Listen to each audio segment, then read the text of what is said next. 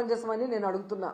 ఎందుకంటే ఈరోజు మీరు చూస్తే విద్యా దీవెన కింద 2800 కోట్లు, అలాగే వసతి దీవెన కింద 1100 కోట్లు, అంటే దాదాపుగా 3900 కోట్లని బకాయిలు పెట్టడం వల్ల కొన్ని కాలేజెస్ లో విద్యార్థుల్ని క్లాసులకి రానివ్వట్లేదు.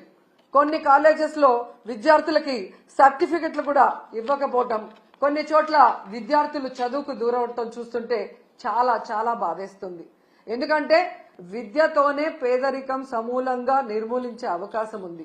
అందుకే రాజశేఖర రెడ్డి గారు, జగన్మోహన్ రెడ్డి గారు పేద పిల్లలకి చక్కటి చదువును అందించి ఆ కుటుంబాలు ఆర్థికంగా ఎదిగే విధంగా, సమాజంలో గౌరవంగా ఉండే విధంగా అన్ని రకాలుగా ఎలా అండగా నిలబడ్డారో మనం గమనించాం.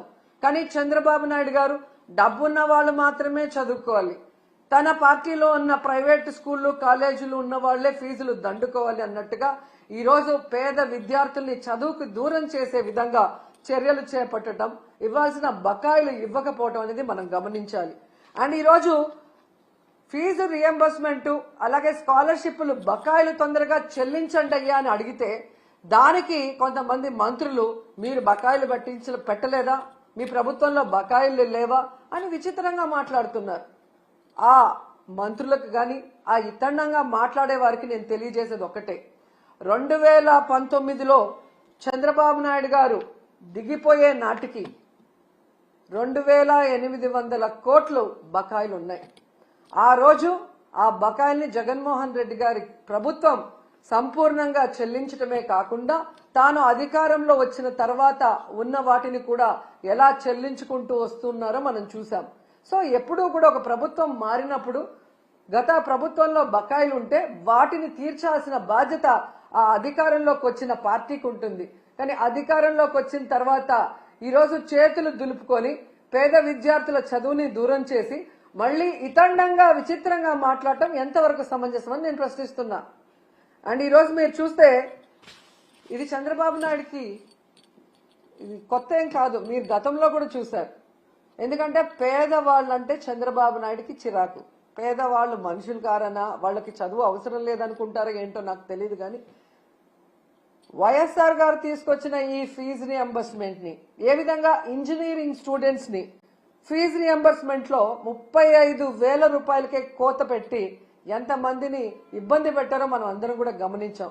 కానీ జగన్మోహన్ రెడ్డి గారు ఎంత ఖర్చు అయినా విద్యార్థికి మొత్తం ప్రభుత్వమే చెల్లించే విధంగా ప్రతి పేద మధ్యతరగతి పిల్లవాడికి చక్కటి చదువుని అందించటం ఈరోజు ప్రజలందరూ కూడా గమనించాల్సిన విషయం అని కూడా ఈ సందర్భంగా తెలియజేసుకుంటున్నా.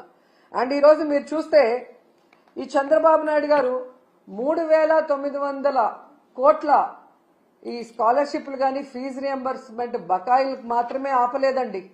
ఆయన ముఖ్యమంత్రి అయిన ఈ 7 నెలల కాలంలో ఫీజు రియంబర్స్మెంట్ ని ఆపేశాడు, అమ్మఒడిని ఆపేశాడు, చేయూతను ఆపేశాడు, మెడికల్ కాలేజీల్ని కట్టడం ఆపేశాడు, నాడు నేడు స్కూల్స్ రెన్యువేషన్ ఆపేశాడు, అలాగే మీరు చూస్తే 0 వడ్డీ పథకాన్ని ఆపేశాడు, ముఖ్యంగా పేదవాళ్లకి చాలా అవసరమైన ఆరోగ్యశ్రీని ఆపేశాడు. ఇక వాలంటీర్ వ్యవస్థని ఆపేయటం మనం అందరం కూడా చూస్తూనే ఉన్నాం. ప్రభుత్వ ఉద్యోగులకి ఐఆర్ లేదు, పిఆర్సీ లేదు, కనీసం డిఏ కూడా ఇవ్వకపోవటం ఈ రాష్ట్ర ప్రజలందరూ మేధావులందరూ కూడా గమనించాలని కూడా కోరుకుంటున్నాను. ఎందుకంటే ఒకవైపు జగన్మోహన్ రెడ్డి గారిని తిట్టడానికే టైంని స్పెండ్ చేస్తున్నారు. కానీ వాళ్ళు ఎన్నికల్లో ఏం ప్రచారం చేశాం, ఏ సంక్షేమాన్ని అందిస్తాం, ఏ అభివృద్ధిని అందిస్తామని చెప్పిన మాటల్ని మరిచిపోవడం ఇక్కడ మనం గమనించాలి. ఎందుకంటే మీరు చూశారు ఏ విధంగా అధికారంలోకి వస్తే మేము సూపర్ 6 అమలు చేస్తామని చెప్పారు. ఈయన లోకేష్ అయితే మేము సూపర్ 6 అమలు చేయకపోతే నా కాలర్ పట్టుకొని అడగండి అన్నారు. ఏ కాలర్ అండి? రైట్ కాలరా, లెఫ్ట్ కాలరా? అంటే కాలర్ పట్టుకొని నిలదీసి అడిగితే తప్ప మీరు సూపర్ 6 అమలు చేయరా? ఈరోజు చూస్తే చంద్రబాబు నాయుడు గారు ఎంత కూల్ గా సంపద సృష్టించాక ఆదాయం పెరిగాక అప్పుడు సూపర్ 6 ని అమలు చేస్తామని చావు కబురు చల్లగా చెప్తున్నారు.